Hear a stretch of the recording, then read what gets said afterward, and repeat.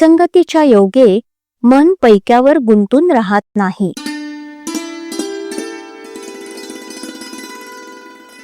संतांमध्ये प्रचंड सामर्थ्य असतं. ते बोलतील ते खरं होतं. वाचा सिद्धी म्हणतात ती हीच. या सिद्धीचा उपयोग आपण सुद्धा करून घेऊ शकतो. परंतु भगवत सेवा करावी आणि त्याबद्दल पगार घ्यावा तसं हे होतं.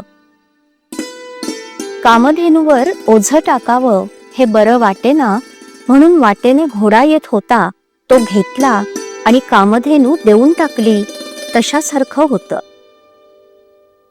जे सुख चिरकाल टिकणारं नाही ते घेऊन काय करायचं?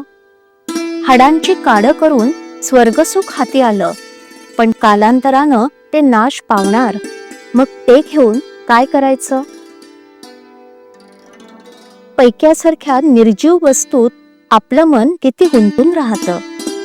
पैसा हा भूतासारखा आहे. त्याच्याकडून काम करवून घेतलं तर तो फार उपयोगी आहे, पण ते न केलं तर तो उरावर बसतो. आपण प्रापंचिक माणसं. आपण पैसा साठविला तर गैर नाही, पण त्याचा आधार न वाटावा. पैशाचा आधार आहे असं वाटणं म्हणजे भगवंताचा आधार नाही असं वाटणं होय.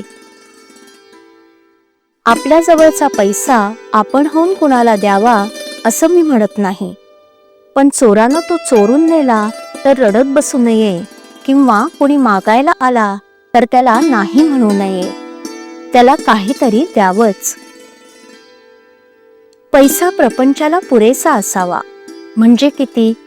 तर पेन्शन असेल तर त्यांना रोजच्या निर्वाहापुरता असला म्हणजे पुरेसा झाला, आणि पेन्शन नसेल त्यांना साधारण मध्यम स्थितीत 10-15 वर्षे पुरेल इतका असला म्हणजे पुरेसा झाला. याला अमुक एक असा हिशेब सांगता येणार नाही. आपल्या प्रपंचाला जेवढा जरूर आहे तेवढा पैसा आपल्याला मिळाला की बस झालं. श्रीमंतीला पुष्कळ पैसा लागतो असं थोडंच आहे. आपल्याला अडचण नाही पडली की आपली श्रीमंतीच आहे. पैशाच्या बाबतीत आपण प्रयत्न मात्र आग्रहाने करावा आणि नंतर होईल तसं होऊ द्यावं. आपण आतून निष्काम, निर्लोभ आणि निरीच्छ असावं. दुसऱ्याचं द्रव्य मला यावं अशी बुद्धी कधीही ठेवू नये. ज्याच्याजवळ विपुल पैसा आहे त्याला श्रीमंत अगं सावकार म्हणता येईल. ज्याच्याजवळ विद्वत्ता आहे त्याला विद्वान म्हणता येईल. ज्याच्याजवळ शेत आहे त्याला शेतकरी म्हणता येईल. परंतु यांच्यापैकी कोणाला मोठा म्हणता येईलच असं नाही. सावकार कंजूष असेल, विद्वान गर्विष्ठ असेल किंवा शेतकरी असाच दुर्गुणी असेल. ज्याच्याजवळ सर्व गुण एकसमयावच्छेदे करून असतील तोच खरा मोठा होय.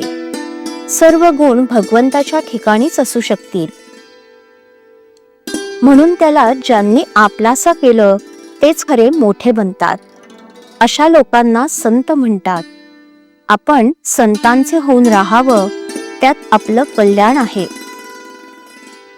सत्संगतीपासून सद्विचार आणि सद्भावना प्राप्त होतात. ज्याचे विचार चांगले तो मनुष्य खरा चांगला होय, आणि जिथे भगवंताचं अनुसंधान आहे तिथे राहणं हीच खरी सत्संगती होय. श्रीराम.